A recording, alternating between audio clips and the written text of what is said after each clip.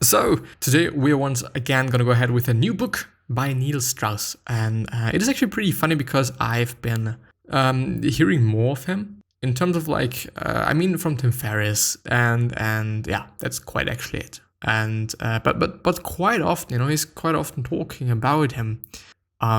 Maybe it's just, of course, he's probably not talking about him more often than about somebody else, but I just see it and I just have seen it and think so. So yeah, this is what we're gonna go through today, and I'll see you after the intro.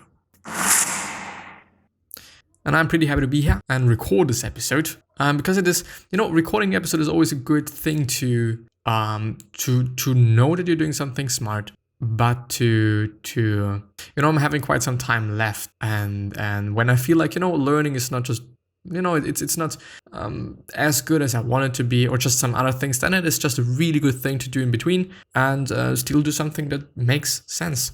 Well, anyway, you can't see it. Well, that's not good. And this is a screenshot. And the book is called The Truth by Neil Strauss.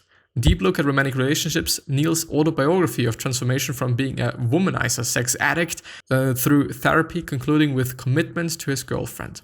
But interlays in his story are powerful lessons about relationships. And I think I've only said it once, but I've broken up with my girlfriend like 5 days ago, something like that. Something in that area. I feel really good, by the way. Really, really incredibly good. Even so good that I would say what's wrong with me? What's going on there? But yeah, anyway, my notes. What it means to tell the truth. It is to give someone else her freedom, to allow her to have a reaction, even if it leads to negative consequences for you, to give her the voice that lying takes away. And I think it is actually a very, very good thing to say. And I also just heavily believe in that. I really do. Because, I'm sorry.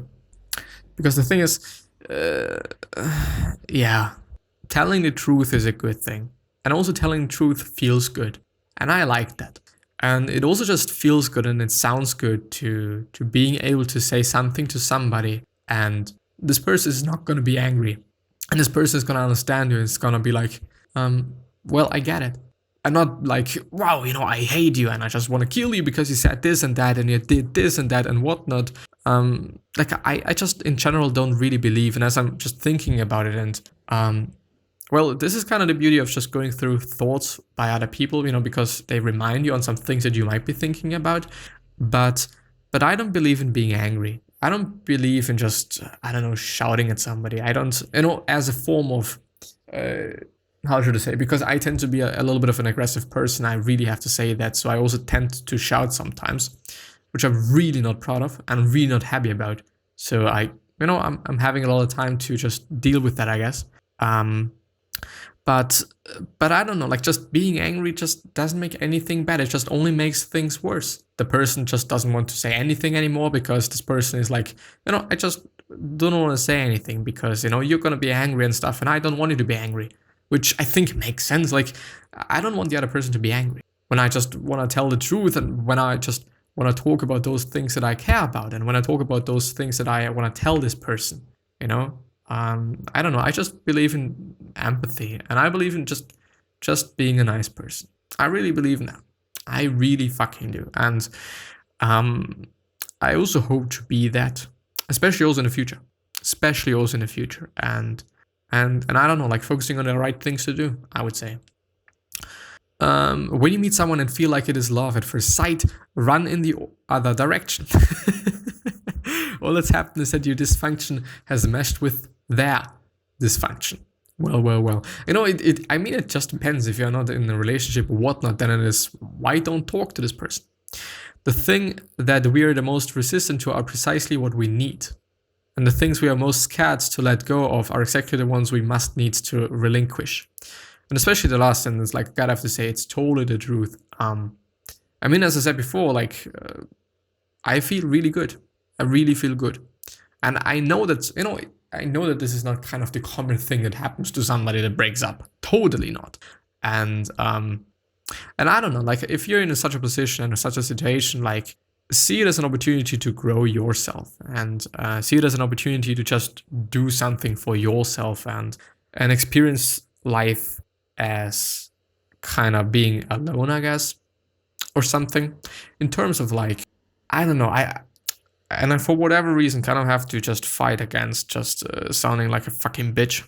I'm sorry, I don't mean it like this, but I found some peace, I would say. I found peace in my mind, and I found peace in my head, and found peace in the world, maybe. Like, there's not a lot of things that are bothering me, and those things that are bothering me, I'm really trying to just not ignore, but deal with them in a way that I have to say, like, it is what it is, right? It is what it is, right? You know, it's, why should I complain about it? If I can do something about it, then maybe I should. If I can't do something about it, then, yeah, it is what it is. I could try, but I don't know if this is gonna just change anything. Probably not. Lying is about controlling someone else's reality, hoping that what they don't know won't hurt you. Yes, and it is fucked up. Don't do that. Don't do that. And of course, if you just do some shit, then you gotta also have to deal with the consequences there. Intimacy is sharing your reality with someone else and knowing you're safe, and them being able to share their reality with you and also be safe. And also know that the other person is not gonna judge you and that everything is fine. Like, I gotta have to fight once again. And I don't know why. By the way, and I think it is something really important, I today thought about the fact that I guess that the podcast is just actually something like therapy for me. Just something like, I can talk about those things that I care about. I can talk about those things that I'm having in my head. I can talk about those things that are fun to me. And at this point in time, I absolutely love it so much. Maybe just also because I can talk about the things that I want to talk about. And I'm just really grateful about the situation that I am in. Also just liking what I do so much. And actually feeling like just hugging the whole world right now. Addiction. If you grew up feeling unwanted by or unimportant to a parent, this is a sign that neglect likely occurred. This creates wounded children who are often depressed and indecisive, see themselves as flawed and less valuable than others, and feel they can't face the world alone. In relationships, they tend to have what is called anxious attachment. They may feel like they're not enough for the parents, become so wrapped up in their relationship that they lose sight of their own needs and self-worth, which does not sound like a good thing, and I think it is also not a good thing. A healthy relationship is when two individuated adults decide to have a relationship, and that becomes a third entity. They nurture the relationship, and the relationship nurtures them. But they are not overly dependent or independent. They're interdependent, which means that they can care of the majority of the needs and wants on their own, but when they can't, they're not afraid to ask their partner for help. I see. And this is a really good one. I just see such a lot of value in this one. From an articulation perspective on, or articulation point on, because often we have certain feelings, and often we're having certain thoughts, and we can't really put them in words. And when somebody can do that, then it is a cool thing. Then it really is a cool thing. And at this point in time, I really have to say, like, I truly hope from the bottom of my heart that you're just feeling really good now, no matter what. I really do, because I don't know, man. As I said, I feel like hugging the whole world right now, but I don't understand why, quite. Maybe I gotta have to figure that out. Only when our love for someone exceeds our need for them do we have a shot at a genuine relationship together. Tell my 8-year-old self that I'm firing his parents, and that from now on I'm taking care of him. Tell my 8-year-old self that I'm firing his parents. I don't really know what he's just referring to there. To be free, it is the one feeling I never had growing up, which is sad. Anything that doesn't bring you alive is too small for you. For most men, what's tougher than breaking up is the moment when their ex finally falls out of love with them and lets go. Perhaps because it triggers a childhood fear, a psychological terror of losing the first woman whose love they needed, their mother. And it is also just such a good thing, such a good articulation, such a good wording, such a good thought. And I mean, it's no wonder that the book is rated 9 out of 10. But it is a fucking wonder why I haven't gone through it. Maybe because it was about relationships. Probably. Seeing the person you love with someone else is the height of passion. Yeah, but usually the passion but usually the passion it ignites in people is murderous. That's the point. It is something that's hard to deal with, and normally you would feel jealousy and anger. But if you can't control it, then you can control it. And I gotta have to check. Okay, it is fine. Yeah, it should be fine. I, by the way, could also use this one, so that it is not so fucked. Maybe I'm gonna ride my bike afterwards. Even though I just rarely feel like it, but I don't know, maybe I just need it. As he also said, I don't know. Theoretical non-monogamy, which is when two people say they're in an open relationship, and instead of actually sleeping with other people, they just get to feel free knowing they have the option to do so. Which I understand, which I really, truly understand, but still knowing that there is, but I don't know in which way this can work. I don't know in which way that this is a smart decision to do or make. But I believe that, I don't know, it's difficult. I understand, because that that the other person is fine. On the other hand, if you're flirting all the time with other chicks or dudes, and they feel then just really terrible because, you're fucking engaged or whatnot, or you are in a relationship, and you do not just intend to do anything with them, but talk and just feel like being free, then I don't know. Any good Jungian therapist will tell you you're not supposed to repress the shadow in the first place. That is when bad things happen. The goal is to integrate it. To supposed to repress the shadow. Yeah. Repressing things in general, if it actually means what I think it means. Restrain, prevent, or inhibit. Suppress, yeah. Suppress. This is what I think about. Yeah. In life, whoever has the strongest reality wins. Lose your moral certainty and lose the ground you stand on. Morals are indeed very important, I gotta have to say. Really. Yeah. That's quite it. It is not society that holds us back, it is ourselves. We just blame society because not only is it easier, but it is a nearly impossible way to move. This way we don't actually have to change. And there's, we don't have to do anything because it is society. It is what they do. It is what is going on and stuff. And therefore, yeah, motherfucker, it is what it is. I used to think that a good relationship meant always getting along, but the secret I realize is that when one person shuts down or throws a fit, or is it fist? The other needs to stay in the adult ego state. If both people descend to the wounded child or adopted elephant, that is when all the forces of relationship drama and destruction are unleashed. Yes, indeed. If one person just acts like a dumbass and the other person not, then everything is fine. And I've also seen that. I have truly also seen that. But when both are I don't give a shit, then it is fucked up. And the funny thing is, I have seen that. But I've seen that in myself. So I'm only going to talk about myself. Not gonna talk about some other shit. I don't give a fuck. When I have noticed that I've changed from a state of, or from a quote unquote natural state, I would say, of, okay, I'm not gonna be, I'm not gonna deal with this argument in a childish way. I'm not gonna be like, fuck you too and all that stuff. There was a certain period of time where I've just stayed okay, it is fine, we're gonna solve that, and all just being the adult, as he says. But then I've noticed that I've changed from this to, okay, I don't give a shit anymore. I'm just also gonna be that child. And I understand, and as I've also back in the days, or just back then, as I've realized that I felt it's strange. Because something is going on, something has changed. And I've seen that this changed, but I didn't really see why this is a big thing, I guess. So I don't know, fucking interesting. As long as at least one partner is the adult, functional at any given time, most, if not all, arguments can be avoided. The person in a relationship with the least amount of comfort does get to set the boundaries, even if she keeps changing the rules. Yes, kind of. Yeah, well, yeah, kind of. You can't force a relationship to happen. You just have to make a space in your heart for one, then let go of all expectations, agendas, and control. But especially control. Yeah. But especially expectations. If you expect that something is going to happen. If you're texting with somebody or just calling somebody or just whatever shit. Don't expect something, I guess. I don't know, just be a nice person, have fun talking and communicating with other people, and just be the person that is nice, be the person that you also want to be remembered as.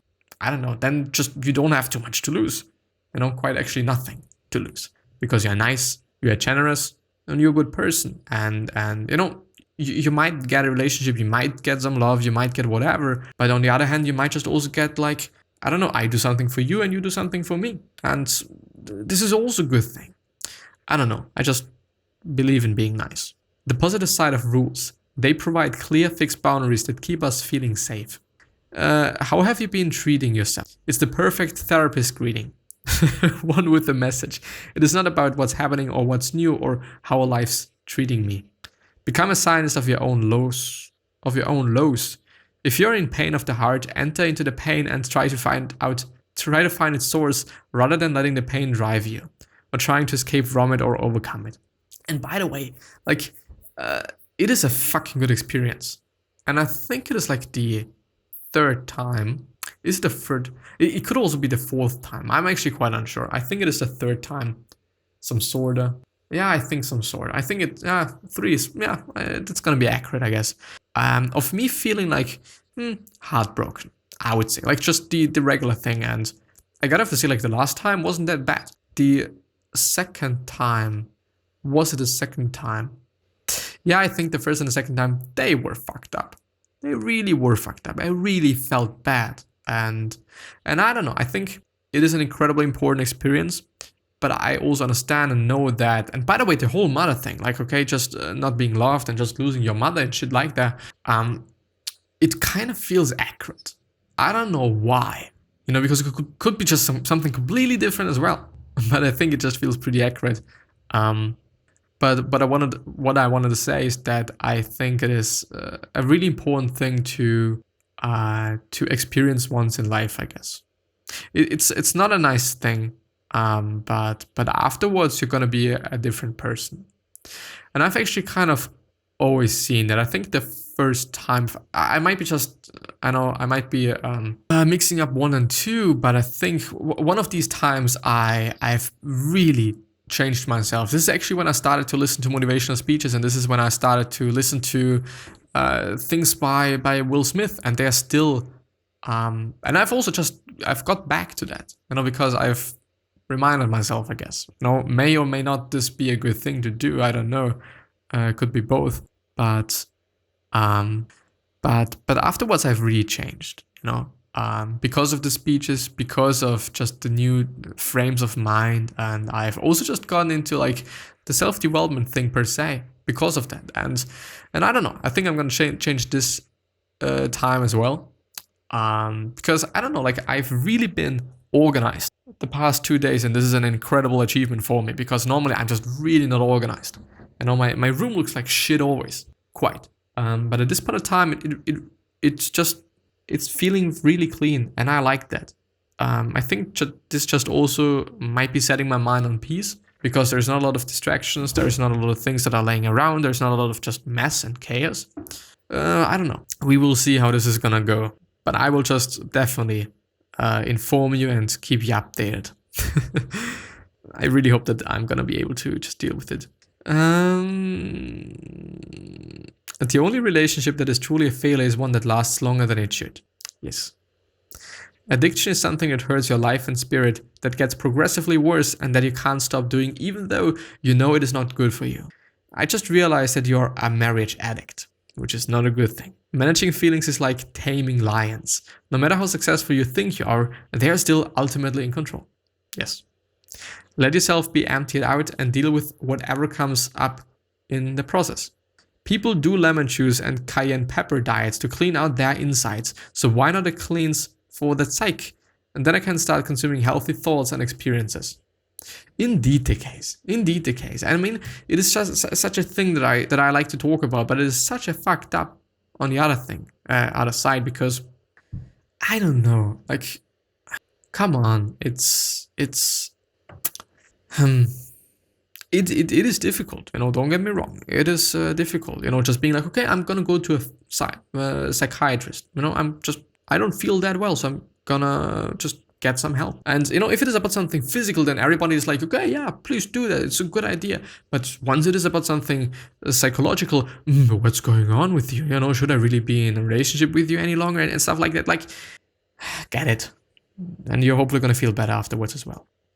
Once your desires are fulfilled in your imagination, the needs to live them out in real life suddenly doesn't seem so urgent. So if you could design a perfect relationship for yourself, what would it be? I think there wouldn't be a perfect one, because if I imagine something being perfect, then I don't really think that this is gonna make me that happy. I don't know, which is also something, and I now have just really a lot of time, and I'm grateful for that, for thinking about that. But yeah. But yeah, I don't think that always having it good is just the best thing. It could just definitely also be the case that just all the other things in my life are working relatively fine at this point in time, and therefore I kind of just search for something that has to be bad. I don't know. I made a mistake by equating variety with freedom. I'm off all social and dating apps and websites. That's freedom. Less than 20 people have my email address. That's freedom. My phone barely makes a sound. That is freedom. Each day I try to take care of the 6 core needs. Physical, by surfing and eating healthy. Emotional, by allowing myself to experience and express feelings. And I like expressing feelings. Really like that. Really, really, truly like that. The problem is, if you just, I don't know, if you text somebody and you'll be like, I just really like you, and just, you look pretty good, I just wanted to tell you, like, stuff like that. Like, they're gonna be like, oh, he wants to bang me, she just, what does she want from me and whatnot? But you just want to be nice. You just want to just say what it is, because you know that the person is gonna feel good about it.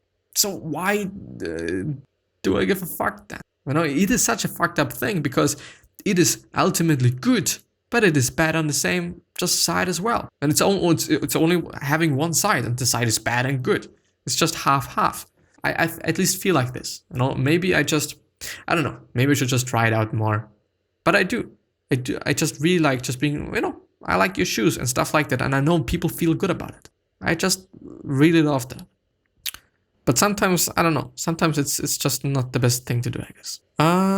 Social, by spending time with growth-minded friends. The growth mindset. There's a book about it. It's called Mindset. It's basically about just, limiting yourself, I think, and also about just focusing on the stuff you can control, as far as I remember. Stuff like this. Intellectual, by reading literature, listening to lectures, and most importantly, simply listening more. Also to what people say. Spiritual, through transcendental meditation, which I should actually look up because I'm not quite sure what it is all about. And sexual, which is fine. And I like all those things, and I think they're all very, very important. Yeah, we need to grow intellectually, maybe also through work. Then physical things feels amazing. Unless you're just doing it like me and work out like 2 hours a fucking day. It's a lot. But I feel good, and I've also been able to transform my body in quite a good way, I gotta have to say. And this just really makes me happy, to be honest. But this is such a dumb idea. It's actually kind of not good. Well, I think the next one is gonna be the last one. Recognize when you're backsliding into a childish or adolescent behavior. Then pinpoint what old story is being triggered and tell yourself the truth of the situation. Let go of the lie. Yeah. And yeah, of course it is loading and stuff. The question of the day is, could you say something to somebody that you know is going to make their day just better? And yeah, I'm hopefully going to see you next time. I really hope that you're feeling good. I really hope that I've been able to just share some things that are interesting, important, valuable, and all those things. And yeah, I'm hopefully going to see you next time. I at least hope. And I wish you the best health, of happiness, and also success. And also hope that you're going to remind yourself and you're going to be remembered. This basically means your legacy basically means just being a nice person and then being also remembered as a nice person, which is ultimately a pretty cool thing. A pretty important thing as well. But yeah, I'll hopefully see you soon. And thank you very much from the bottom of my heart. 3 other questions that I'm having for you as well. Just nearly forgot about it. Why are you here? What are you trying to change? And what is bothering you the most? These 3 questions can show you a business idea, but most importantly, maybe even your purpose, which is a nice thing. And yeah, I'm hopefully going to see you next time. So bye-bye. Thank you. Thank you. And it is gonna, yeah. work somehow one day and whatnot. I at least hope. I don't know. I don't know. But just be a nice person. I hope I'm not cutting this away, but be a nice person. Try to be nice. Say nice things. Be honest. Don't lie. All of these things. Like, I think it makes sense. Ultimately. In the end, for the long run, it's good. It feels good. But yeah, I'm gonna see you.